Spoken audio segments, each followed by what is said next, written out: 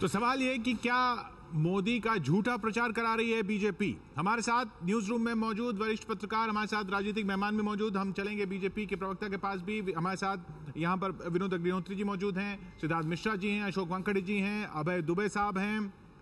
इस पूरे मुद्दे पर हमारे साथ बीजेपी की तरफ से नलिन कोहली, आम आदमी पार्टी की तरफ से गोपाल राय, प्रेम शुक्ला जी हमारे साथ शिवसेना की तरफ से, और पीएल पुनिया साहब कांग्रेस की तरफ से। लेकिन सवाल तो आपसे बनता है कोहली साहब, ये जिस तरह से विकीलीक्स ने जो ये कहा था या जो लीक हुआ था या जो पता चला था, उसका बीजेपी ने जिस तरह से उस वक्त इस्तेमाल किया, उसी की वजह से आप फंस गए आज। ये तो गलती तो आप ही की है। यहाँ दो तीन विषय हैं। पहले तो ऑलरेडी नकवी भाई के आपने सुन लिया, मैसेज पर फोकस है, प्रोसेस के ऊपर में प्रश्न उठाए जा रहे हैं। दूसरी बात है कि प्रीति गांधी का खुद आपने बयान आपने प्ले किया, तो रिपीट करने की जरूरत नहीं है, 2011 में इंडियन एक्सप्रेस में छपा था। लेकिन जो आप थर्ड विषय कह रहे हैं, ये इन सर्कुलेशन रहा है अपने मॉडल कोड ऑफ कंडक्ट से आने से पहले। तो ठीक है, यदि अगर आप देखें तो सिनोनिमस है, किसी ने डिजाइन किया होगा, क्या है पता पड़ जाएगा। लेकिन मूल बात क्या है कि मूल बात यह है कि मोदी जी इनकरप्टेबल है, ये सर्टिफिकेट खुद कांग्रेस के नेता कह रहे थे। नहीं, केवल आई गया था, नलिन जी, था 2011 में। आप कांग्रेस के नेता भी नहीं, अगर विकीलीक्स में भी नहीं, उसी केबल पे ये लिखा है, ही इज व्यूड एज, ऐसे देखे जाते हैं। वो हैं या नहीं है वाली बात नहीं है, वो देखे जाते हैं। अगर आप कांग्रेस के नेता की बात को भी उठाते हैं तो वो भी यही कह रहे थे कि वो देखे जाते हैं। ठीक है, ओके, ठीक है। तो अक्सर आप किसके बारे में कहेंगे? जिसका इंप्रेशन अच्छा होगा उसी के बारे में कहेंगे ही इज व्यूड एज। तो हम इसकी टेक्निकलिटीज में जा भी सकते हैं, लेकिन महत्वपूर्ण मुद्दा क्या है कि अगर विकीलीक्स पे कोई चर्चा करनी है तो सामूहिक रूप से करनी चाहिए। उसमें राहुल गांधी जी ने हिंदू टेररिज्म की भी बात की है, उस पर भी बहुत जवाबदाही हुई। लास्ट बात मैं जो कहना चाहूंगा कि आपने मोदी जी का बयान बहुत एक संक्षिप्त रूप में दिखाया है। आप कह रहे हैं दूसरों की भी बात करनी चाहिए, वो लोग इस्तेमाल थोड़ी करते हैं। यदि आप मोदी जी का पूरा बयान, एक मिनट मैं पूरी बात तो कर दूं। यदि मोदी जी का पूरा बयान भी अगर आप प्ले आउट करते, मैंने खुद ही यूट्यूब पे अभी देखा है, उसमें पहले कहते हैं भारत के गौरव और प्रतिष्ठा के साथ मैं जुड़ा हुआ हूं, और उनको मैंने सुनाया कि आप जो है ह्यूमन राइट्स की बात करते हैं वायलेशन का, तो अमेरिका का एक एक गिनाया। तो मैं कहता हूं उन्होंने उसे प्रामाणिकता से वही रिपोर्ट किया है। तो वही मैं भी वही कह रहा हूं कि आपने जिस तरह से विकीलीक्स का इस्तेमाल किया वो आप पर उल्टा पड़ रहा है। आप अगर आप कह रहे हैं कि बाकी बातें करें तो इसी केबल की जो बाकी बिंदु है उन पर भी नजर डाल लेते हैं। उन पर क्या क्या लिखा है नरेंद्र मोदी के बारे में, वो आप मानेंगे नहीं आज? हाँ, और भी तो बहुत कुछ लिखा है नरेंद्र मोदी जी के बारे में इसी केबल में। और ये ऐसा है नहीं, मैंने ऐसा कभी कहा नहीं किशोर जी, मैं आपसे ब्लंटली कह रहा हूं, मैंने ऐसा कहा नहीं। ये आप निष्कर्ष निकाल रहे हैं। दूसरी बात है, मैं जो आपसे कह रहा हूं कि आज अगर आप कहते हैं कि सारे जैसे कांग्रेस पार्टी, अन्य लोग, आम आदमी पार्टी, ये सब जो है आज इस पर बहुत कर रहे हैं बहस, तो ये तो करेंगे भी, क्योंकि एक ऐसा अवसर है जिससे महंगाई, भ्रष्टाचार, बेरोजगारी, महिला अवसर आपने दिया ना, विषय पे बात करना नहीं चाहेंगे जो हमारे मूल अवसर आपने विषय है। लेकिन अवसर आपने दिया जी। नहीं, मैं इसको कह सकता हूं कि इस पे जो भी है स्पष्टीकरण हमारा आ गया है, हमने उसको आगे रखा है। अब आगे जाकर ये जो हम कह भी रहे हैं कि ये इन सर्कुलेशन रहा है पहले से, ये बातें अपने आप स्पष्ट हो जाएंगी, तब कोई बात ही नहीं करेगा, क्योंकि स्पष्टीकरण में जब चीजें स्पष्ट हो जाएगी दिक्कत नहीं पुनिया साहब, आप संतुष्ट हैं नलिन जी के जवाब से? वो तो वैसे भी नहीं संतुष्ट होंगे कभी। देखिए, नलिन जी जो कह सकते हैं वही वो कह रहे हैं, वो कोई स्वीकार नहीं कर सकते। भारतीय जनता पार्टी का और नरेंद्र मोदी जी का खास तौर से जो भी प्रचार अभियान है, जो उनको दिखाई देता है उनको खटाक से अपना मान लेते हैं, और जब उल्टा पड़ता है तो बिल्कुल तत्काल उसको डिसोन भी कर देते हैं। आज इनको कांग्रेस पार्टी के नेता के सर्टिफिकेट की भी जरूरत पड़ी और उसको कोट कर रहे हैं। उन्होंने कहा he is viewed as. Nalin ji कुछ कहना चाह रहे हैं इस पर? तो ये तो इनकी बात है। और आप नलिन जी वही पॉइंट है, he is viewed. Narendra Modi ji जगह जगह जाके क्या क्या बातें करते हैं।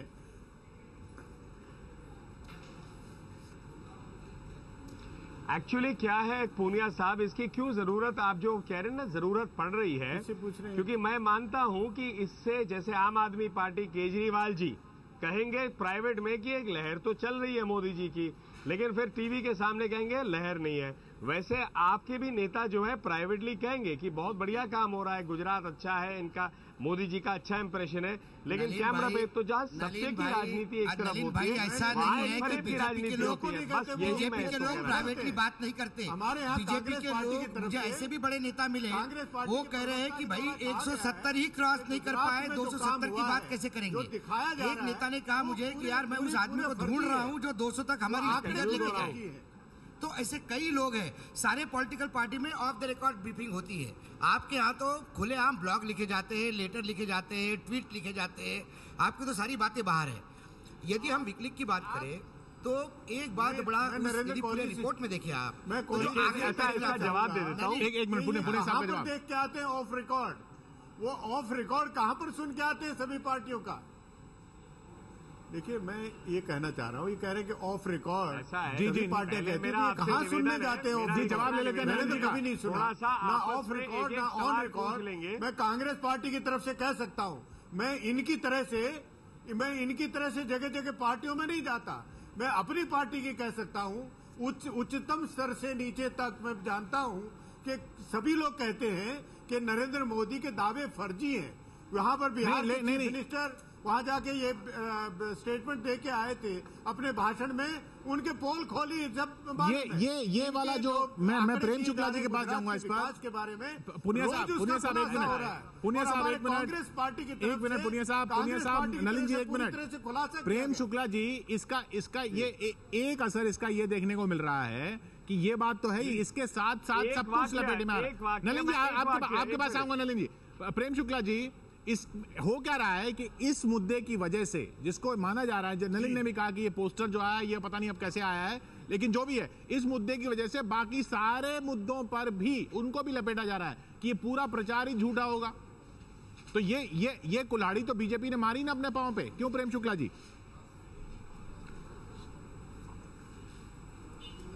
नहीं, निश्चित तौर पर भारतीय जनता पार्टी को कहीं से भी विकीलीक से सर्टिफिकेट की आवश्यकता नहीं है।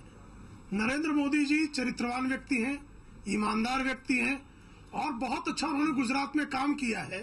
इसका प्रमाण पत्र पाने के लिए उनको किसी विदेशी संस्था पर निर्भर रहने की आवश्यकता नहीं। खुद पेश लेकिन कोई भारतीय जनता पार्टी की नीति भी नहीं है। एक मीडिया सेल के छोटे से पदाधिकारी प्रमाण पत्र के तरीके से उसको पेश किया जा रहा था। गलती ये हुई है कि प्रमाण पत्र की तरीके से उसको पेश किया जा रहा था। हाँ, नहीं, छोटे कार्यकर्ताओं से कई बार अति उत्साह में, खुद नरेंद्र मोदी से कई बार खुद नरेंद्र मोदी की त्रुटियां होती हैं। नहीं, खुद नरेंद्र मोदी मतलब नहीं कि सारा जो खुद नरेंद्र मोदी बोल रहे थे। नरेंद्र मोदी जी के ब्लॉग में वो उतना ही मुझे लगता है। गलत कह रहे हैं आप। विकीलीक्स जो है गलत बोल रहे हैं। प्रमाणन संस्था तो है नहीं। वो जो केबल्स लीक हुए हैं, उन केबल्स को लीक करने के आधार पर ही वहां उन्होंने समाचार जितने भी आज तक प्रसारित हुए हैं, वो आज उन्होंने मोदी के ऊपर बोला तो प्रामाणिक संस्था नहीं है। आज मोदी पे बोला तो आज उन्होंने उनकी कुछ औकात नहीं है। जब वो राहुल गांधी को कोट करते हैं आतंकवाद में, जब पूरा विपक्ष राहुल गांधी पे टूट पड़ता है, ये दोहरी नीति अब चुनाव के टाइम पे कम से कम जब मतदाता देख रहा है आपको कि क्या एक्चुअली आप देने जा रहे हैं।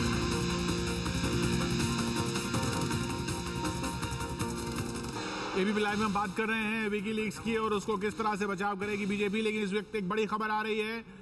लाल कृष्ण आडवाणी भोपाल से चुनाव लड़ सकते हैं। भोपाल से चुनाव लड़ सकते हैं लाल कृष्ण आडवाणी। भोपाल की सीट की अभी घोषणा नहीं हुई है। कैलाश जोशी वहां से लड़ते थे, वो नहीं लड़ रहे हैं, और अभी गांधीनगर से जो चुनाव लड़ते हैं आडवाणी, वो शिफ्ट होकर भोपाल जा सकते हैं। हमारे साथ विकास भदौड़िया जुड़ रहे हैं, एबीपी संवाददाता। विकास, भोपाल से क्यों लड़ेंगे आडवाणी? देखिए, भोपाल का जो लोकसभा सीट है, वहाँ उस सीट पर अभी तक बीजेपी ने, स्टेट यूनिट ने कोई भी पैनल तैयार नहीं किया है। पार्टी से जुड़े हमारे सूत्र बताते हैं कि खास तौर पर शिवराज सिंह के आग्रह पर ये इस सीट को खाली छोड़ा गया था, इसके पैनल को खाली छोड़ा गया था, और उसकी पीछे बड़ी वजह थी कि अगर लालकृष्ण आडवाणी गांधीनगर के बजाय गांधीनगर को छोड़ना चाहें, गांधीनगर लोकसभा सीट से नहीं लड़ना चाहें, तो उनके लिए भोपाल सीट को आखिरी वक्त तक खाली रखा जा सके।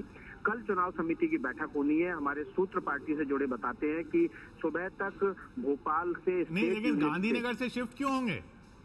ये देखिए, बड़ी वजह जो बताई जा रही है वो ये बताई जा रही है कि लालकृष्ण आडवाणी और उनके पूरे खेमे को इस बात का डर है कि गांधीनगर लोकसभा सीट अब उनके लिए सेफ नहीं बची है, उनके साथ विश्वासघात हो सकता है। और यही एक सबसे बड़ी वजह है जिस वजह से लालकृष्ण आडवाणी अपनी सीट बदलना चाह रहे हैं। और भोपाल सीट को अभी तक मध्य प्रदेश यूनिट ने इसलिए बिना पैनल के रखा है कि आखिरी वक्त में जब लालकृष्ण आडवाणी किसी नतीजे पे पहुंचे तो फिर वहां से भोपाल से एक प्रस्ताव बना के भेजा जाए जिसमें केंद्र से ये गुजारिश की जाए कि लालकृष्ण आडवाणी को भोपाल लोकसभा सीट से उम्मीदवार बनाया जाए। हमारे सूत्र बताते हैं कि मध्य प्रदेश की तरफ से ये प्रस्ताव सुबह तक आ जाएगा चुनाव समिति में, और चुनाव समिति कल इस पर फैसला लेगी कि लालकृष्ण आडवाणी को क्या भोपाल लोकसभा सीट से लड़ना चाहिए या उनको गांधीनगर लोकसभा क्षेत्र से ही चुनाव लड़ना चाहिए।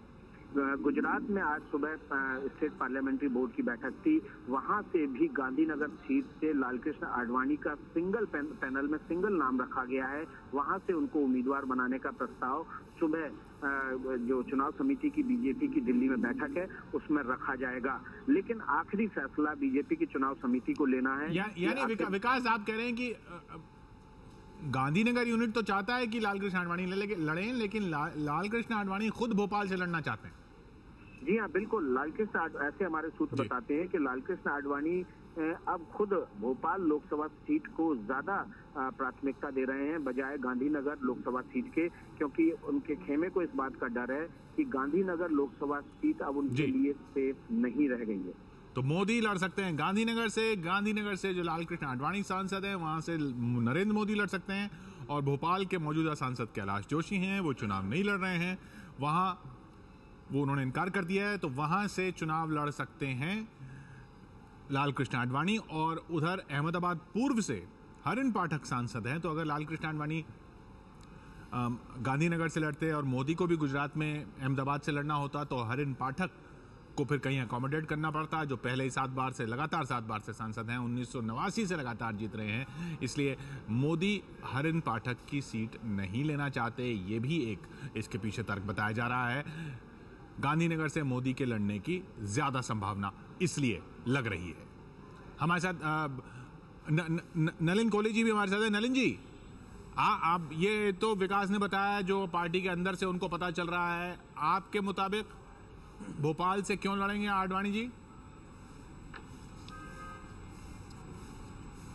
मैं पहले एक निवेदन रखूंगा, क्योंकि बीच बीच में बहुत लोग आपस में बात करते हैं तो आधी चर्चा समझ नहीं आती, तो लंबी चर्चा है तो आराम से हम लोग उसको कर सकते हैं। मैं ये कह रहा था, जो आपका प्रश्न है कि ये तो कल ही पता पड़ेगा, मेरे पास ऐसी कोई जानकारी नहीं है। हमारी चुनाव समिति ही अधिकृत रूप से जब निर्णय लेगी तो हम कमेंट कर पाएंगे। लेकिन विकास जी ने जो वाक्य कहा उसको मैं नजरअंदाज करना चाहूंगा और उसको खंडित करना चाहूंगा कि उन्होंने कहा कि उनके खेमे को लगता है कि सेफ सीट नहीं है, हार जा सकते हैं। ये गलत है। वहां गुजरात से नाम अगर एकमात्र आ रहा है इसलिए आ रहा है क्योंकि आडवाणी जी वहां के कैंडिडेट है। और दूसरी बात ये भी कहा कि सेफ सीट इसलिए नहीं है कि वहां से विश्वासघात हो सकता है, कांग्रेस वहां विश्वासघात हो सकता है, ये खतरा है। मैंने इसीलिए तो कहा जी, उसी को मैं खंडित कर रहा हूं, क्योंकि हमारा मिशन है 272 प्लस, और आडवाणी जी हमारे बहुत वरिष्ठ हैं, मार्गदर्शक हैं और इस पार्टी के अध्यक्ष भी रह चुके हैं कई बार। पुनिया साहब इस पर कुछ कहना चाह रहे हैं? जी पुनिया साहब। नहीं है कि हम एक दूसरे की सीट हराएंगे, वो जरूर कह सकते हैं।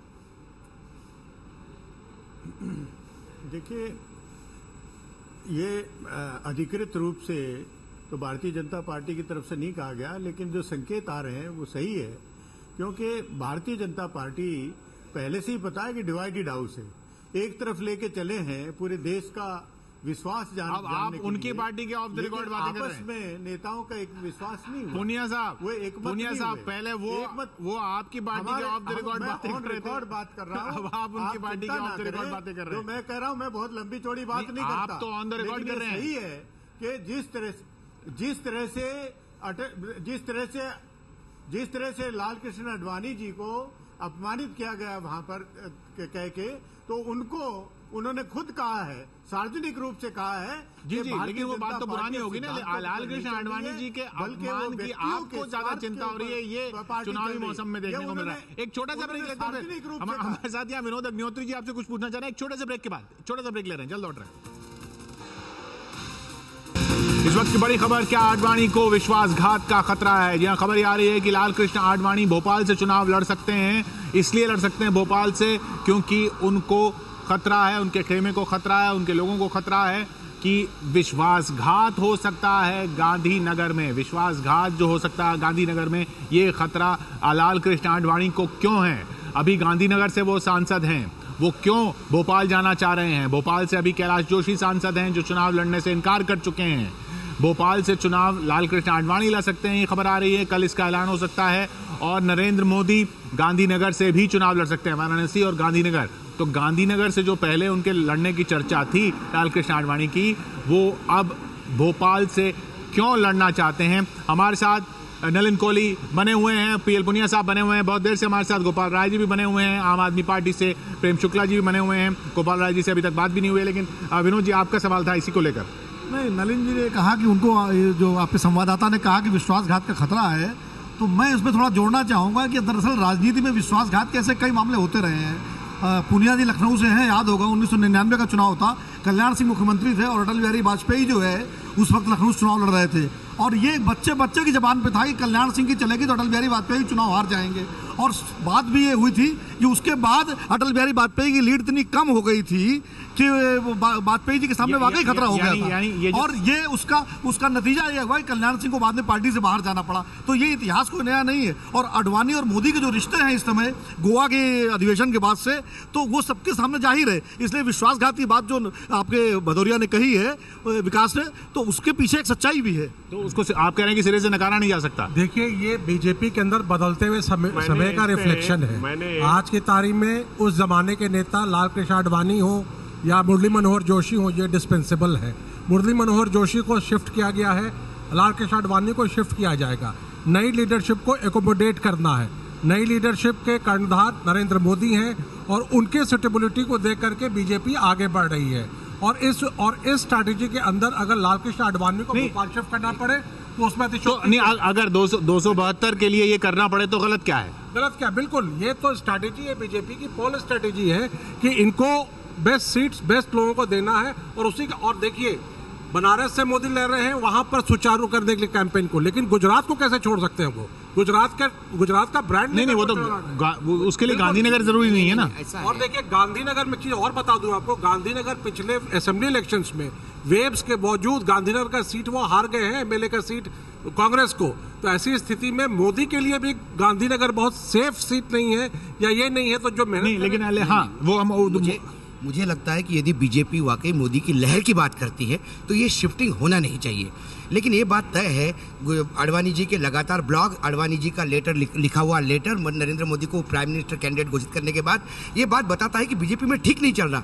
भोपाल, मध्य प्रदेश की सारी सीटें अनाउंस कर दी बीजेपी ने सिवाय भोपाल छोड़ के, क्योंकि वो भोपाल कहीं ना कहीं रिजर्व रखा गया था आडवाणी जी के लिए। क्या गरज थी कि जब सारे सीटें आप कर दिया है तो भोपाल क्यों नहीं? ये भोपाल बाकायदा रखा गया था। मुझे लगता है कहीं ना कहीं आडवाणी जी अनकंफर्टेबल है गुजरात में।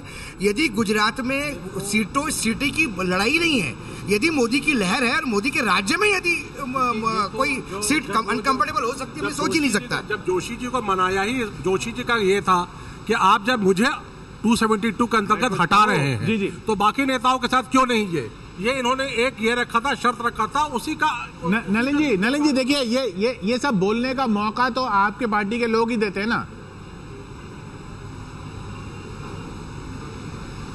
अब आपने जितना समय इन सबको दिया उसका मुझे 1/10 ही दे दीजिएगा बिना इंटरप्ट किए, उससे ज्यादा मुझे चाहिए नहीं। पहले तो आप जितना आकलन लगाना चाहे, स्वतंत्रता है आपको, आपका ये काम है, इसमें कोई दिक्कत नहीं है। मैंने पहले भी कहा कि 272 और कांग्रेस मुक्त भारत हम लोगों के मूल मिशन है, तो उसमें हम कोई इसमें खेल नहीं करने वाले हैं। हर सीट हमारे लिए कीमती है और हर सीट को हम अच्छे जो मार्जिन से जीतना चाहते हैं। यहाँ षड्यंत्र ये सब जो है हस्तिनापुर में 5000 साल से सुनते आए हैं दिल्ली को लेके, तो चलता रहेगा ये सब चर्चा, ये एक अलग चीज हो सकता है। हमारा फोकस क्लियर है। तीसरा, आडवाणी जी को लेकर इस प्रकार की सोच कोई नहीं पार्टी में रखता है, सवाल ही नहीं उठता है। और मैं कह रहा हूं दावे से, मैं पार्टी के प्रवक्ता के यहाँ रूप में बैठा हुआ हूं, बिल्कुल नहीं। आडवाणी जी को हम हराने में लगेंगे, कोई मजाक ही हो सकता है, कोई ऐसा सोच भी नहीं सकता। चौथी बात जो आप कह रहे हैं वहां पर कि भैया ये इसमें कहीं ना कहीं जो है गांधीनगर से क्यों लड़ रहे हैं, अभी अशोक वानखेड़े जी कह रहे थे, मैं इसको स्पष्ट कह दूंगा, मोदी जी के नाम पे हर समय कुछ ना कुछ चर्चा जरूर होगी और कोई दिक्कत नहीं है। सकारात्मक नकारात्मक विरोधी तो करते ही हैं। मोदी जी अगर गुजरात से लड़ते हैं तो आप कहेंगे सेफ सीट ढूंढ रहे हैं। आम आदमी पार्टी कहेगी कि गुजरात में सब कुछ बिगड़ा हुआ है, तो इसको सेफ सीट कैसे मानेंगे आप। ये सारा चर्चा होता है, कंफ्यूज माइंडसेट्स की बात होती है। यदि मोदी जी लड़ते हैं 2 सीटों से, ये पहली बात तो है नहीं। और दूसरी बात, हर जनता नहीं, एक मिनट नलिन जी, गोपाल राय जी मुस्कुरा रहे हैं आपकी इस बात पर। मैं बात ही खत्म, एक वाक्य था, उनको तो एक वाक्य भी नहीं दिया अभी तक हमने। गोपाल राय जी पूछ लीजिए उनसे, गोपाल राय जी पूछ लीजिए। हाँ बिल्कुल, गोपाल राय जी, ये शिफ्टिंग, नलिन कोहली जी का कहना, अगर आप एक तरफ कहते हैं कि गुजरात में कुछ ठीक नहीं चल रहा, फिर दूसरी तरफ कहते हैं कि नरेंद्र मोदी गुजरात क्यों जाना चाहते हैं सेफ सीट के लिए, दोनों में से एक बात कीजिए ना।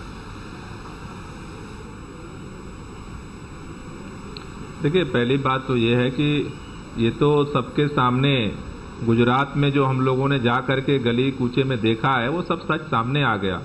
और उसी सच को छुपाने के लिए विकिलीक्स का जो ये सर्टिफिकेट भारतीय जनता पार्टी लेने की कोशिश कर रही थी, जिसका भी भंडाफोड़ हो गया। तो हमें लगता है कि देखिए, 2 स्थितियों के बीच में भाजपा, गोपाल राय जी, वो तो 2011 से ले रही है, कैसे भंडाफोड़ को खुला अपने से कैसे जोड़ रहे हैं इसको। बिल्कुल सही, इनकी पार्टी बनने से पहले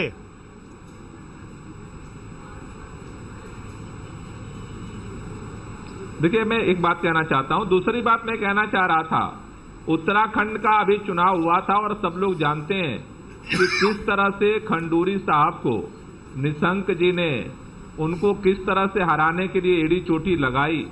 तो मुझे लगता है कि ये चीजें अंतःकला तो भाजपा के अंदर बढ़ा है और वो सबके सामने है। भाजपा के सारे साथी भी जानते हैं कि उसके क्या कारण है और वजह क्या है, लेकिन सारी चीजों के बीच गोपाल राय जी, तो पूरे देश में राजनीतिक चुनाव चल रहा है, चक्रव्यूह चल रहा है, दूसरा भाजपा के अंदर भी चक्रव्यूह चल रहा है। सबसे तो छोटा नहीं, सबसे नया दल तो आपका है। हमको लगा कम से कम इसमें अंतरकलह 2-4 साल बाद होगा, या तो 6 महीने 8 महीने दल बन के नहीं हुआ। और जो अंतरकलह सामने आ रहा है कि जिसको टिकट देता है वो टिकट छोड़ के भागता है, कोई आ जाता है और कल चला जाता है। कुछ लोग टेलीविजन पे आते हैं, टेलीविजन पे ही जाते हैं। कुछ लोग टिकट नहीं मिलने पे 7 लाख बोलते हैं। आपके मुख्यमंत्री कहते हैं कि उन्होंने मंत्री पद मांगा था इसलिए पार्टी से नाराज नाराज थे। गोपाल राय जी, अंतरकलह का दूसरों पे क्या बोल रहे हैं आप? आपकी पार्टी में कम है क्या? साजिया और कुमार का तो ट्वीट। देखिए, मैं पहली बात कहना चाहता हूं कि अंतःकलह जो आम आदमी पार्टी में जिन मुद्दों को लेकर के आप अंतःकलह को रेखांकित कर रहे हैं, आम आदमी पार्टी एक नई पार्टी है जिस पार्टी में एक तेजी के साथ एक कम समय में एक विस्तार हो रहा है। बहुत तरह के लोग आ रहे हैं। आम आदमी पार्टी ने 10 बार स्वीकार किया आपका सारे तरह के लोग आ रहे हैं और आम आदमी पार्टी के सामने चैलेंज है क्योंकि आप सफल हैं। दूसरों के अंदर का झगड़ा इसलिए क्योंकि उनके यहाँ विश्वासघात हो रहा है, वहां डर बैठा हुआ है। एक वाक्य कहूंगा मैं किशोर जी, सिर्फ इतना चीजों को अगर आप दोनों चीजों का घाट में करेंगे तो शायद हम लोग चर्चा में किसी रिजल्ट पे ना निकल पाए। ये गोपाल राय जी, अभी आपने संजय दृष्टि से पूरे गुजरात को देख लिया, क्या क्या हुआ नहीं हुआ, और अब ये भी लग रहा है कि गांधीनगर से मोदी लड़ेंगे। क्या आपकी पार्टी गांधीनगर में कोई रेफरेंडम करेगी कि केजरीवाल जी वहां से खड़े हो या ना हो मोदी के खिलाफ?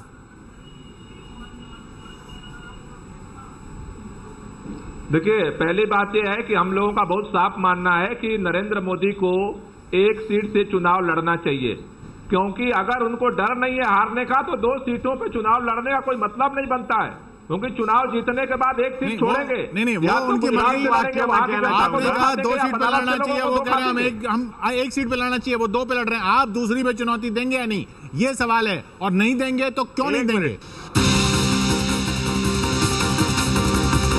एबीपी लाइव में बात तो शुरू हुई थी विकीलीक्स को लेकर, फिर आ गई आडवाणी को विश्वासघात के खतरे पर, क्योंकि आडवाणी भोपाल से लड़ सकते हैं, ये खबर आ रही है। और इसलिए लड़ सकते हैं कि उनको गांधीनगर में खतरा लग रहा है, अपनों से ही खतरा लग रहा है। इसी पर यहां पर बहस हो रही है। और हमारे साथ अभय दुबे जी भी यहाँ पर मौजूद हैं। बहुत देर से उनसे बात नहीं हुई और उधर प्रेम शुक्ला जी और गोपाल राय जी से भी कम बात हुई है। लेकिन अभय जी, ये दोनों बातें और खासकर ये दूसरी विश्वासघात वाली बात, ये तो बीजेपी खुद न्योता दे रही है ना दूसरों को ये सब बोलने के लिए। देखिए, राजनीति में जब हम लोग इस तरह के कयास लगाते हैं कि विश्वासघात हो सकता है, टांग खींची जा सकती है, हरवाया जा सकता है, तो ये कोई ऐसी कोई बात नहीं है इसके ऊपर बहुत चौंका जाए। ये लगभग सभी पार्टियों में होता है और भारतीय जनता पार्टी में तो इस तरह के विश्वासघातों का बाकायदा एक इतिहास है, विधानसभा के स्तर पर भी, लोकसभा के स्तर पर। हमारे साथी पैनलिस्ट इन दोनों घटनाओं के बारे में हम लोगों को बता चुके हैं। मैं कम से कम जो भारतीय जनता पार्टी के बाहर से लगातार ये सुन रहा हूं कि लालकृष्ण आडवाणी खुद दुविधा में है। एक तरफ वो दावा कर रहे थे हमें गांधीनगर से लड़ाया जाए, भाई हमारी पुरानी सीट है, हम वहां से एमपी होते रहे हैं। दूसरा उनके मन में ये संदेह भी था कि अगर हमें गांधीनगर मिल भी गया तो मान लो एक सीट का खतरा उठाकर जो मोदी की राह में एक कांटा है उसको हमेशा हमेशा के लिए हटाया जा सकता है अगर वो चुनाव हार गए। इसलिए भोपाल की सीट लड़ना उनके लिए ज़्यादा सुरक्षित होगा, क्योंकि वहां पर उन्हें लगता है कि वहां इस तरह की कोई बात नहीं होगी, जो वहां के मुख्यमंत्री हैं वो शायद उनके साथ इस तरह का सलूक नहीं करेंगे। वैसे इस वक्त भारतीय जनता पार्टी के अंदर स्थिति ये है कि जो पुराना नेतृत्व था, जो 70 के दशक के आखिर में और 80 के दशक में उभरा था, जो राष्ट्रीय नेतृत्व बना था, चाहे वो विनय कटियार हो, चाहे मुरली मनोहर जोशी हो, चाहे लालकृष्ण आडवाणी हो, या चाहे कैलाश जोशी हो, ये सारे के सारे नेता हाशिए की तरफ जा रहे हैं। जो जाना नहीं चाहते उन्हें धकेला जा रहा है। नलिन जी, और ये कहना कि वो हमारे मार्गदर्शक हैं, कहना चाहूंगा वो हमारे ये हैं, ये मैंने पहले ही कह दिया। अरे एक मिनट, मैं बोल तो दो, मैं पहले ही कह दूं भाई, आकलन लगाना आपका स्वतंत्रता है और मैं इस पे कोई रोक नहीं लगाऊंगा, क्योंकि हम आम आदमी पार्टी की तरह जेल के लिए थोड़ी ना डिमांड करते अगर कोई पत्रकार जो है अपना स्वतंत्र आकलन कह दे। अब आ जाइए दूसरी बात पे, मैं इससे बिल्कुल सहमत नहीं हूं, क्योंकि ऐसा ब्लंट बात कहने के लिए मैं पार्टी के अंदर बैठा हूं और मैंने पहले ही अपना स्पष्ट रूप से कहा, ये टोटली काल्पनिक चर्चा है। अब काल्पनिक यदि चर्चा करनी है तो बहुत विषय हो सकते हैं, भाजपा ही क्यों, हम तो ये भी काल्पनिक चर्चा कर सकते हैं कि किसी प्लेनेट के ऊपर में कोई जी रहा है, मर रहा है, क्या हो रहा है। काल्पनिक चर्चा की कोई सीमा नहीं। आपने कहा आप इससे सहमत नहीं है। प्रेम शुक्ला जी, आप इनके चुनाव में साथी रहे हैं, लगातार साथी रहे हैं। इस तरह की बात जब किसी साथी के बारे में आती है तो चुनाव में नुकसान होता है या नहीं होता है?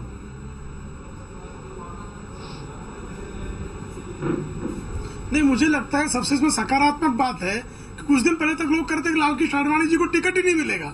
अब चर्चा है गांधीनगर और भोपाल 2 सीटों की हो गई, तो सकारात्मक बात है। इसमें इतना जो है कयास जो लग रहा है, ये बहुत बढ़िया कहा आपने। सकारात्मक पक्ष ये है कि उनको ये बहुत बढ़िया कहा कि पहले तो ये बात थी कि टिकट ही आडवाणी जी को फोर्सफुली रिटायर कर दिया जाएगा, उनके सिर पर उनके ऊपर तो तमाचा है। ये सकारात्मक बात तो उद्धव और राज ठाकरे को भी इकट्ठा करने की है। गडकरी ने कोई बहुत बड़ा काल्पनिक बात को कैसे आगे बढ़ाई, बहुत अच्छी बात बोले, वो भी सकारात्मक, बड़ा नकारात्मक बात है। आपको लगती है सकारात्मक, लेकिन वानखेड़े जी बहुत नकारात्मक बात है कि मेरे राज ठाकरे जी ने विभाजन की राजनीति की है, चल रही है, इसलिए और नकारात्मक बात है। तैयार नहीं हूँ, मैं लोकसभा का चुनाव लड़ना चाहता हूँ।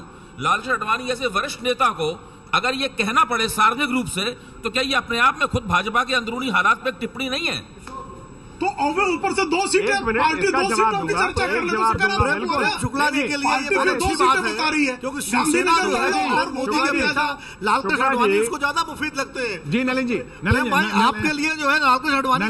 नलिन जी, प्रेम शुक्ला जी कह रहे हैं कि पहले तो टिकट ही नहीं मिलने वाला था, तो यहाँ तक चर्चाएं हैं, तो ये चर्चा क्यों नहीं होगी? भाजपा नेता मुफीद लगते हैं। बिल्कुल नहीं।